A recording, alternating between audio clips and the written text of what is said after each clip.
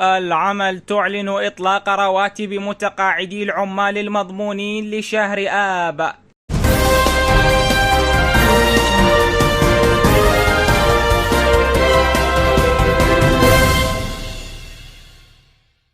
أعلنت وزارة العمل والشؤون الاجتماعية اليوم الأحد 3 آب 2025 عن صرف رواتب العمال المتقاعدين المضمونين لشهر آب 2025 في بغداد والمحافظات.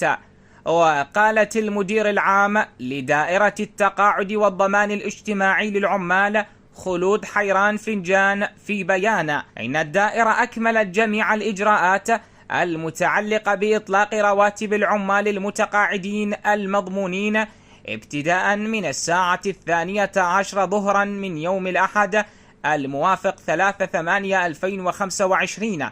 ودعت حيران حسب البيان المتقاعدين كافة إلى مراجعة المنافذ لتسلم رواتبهم.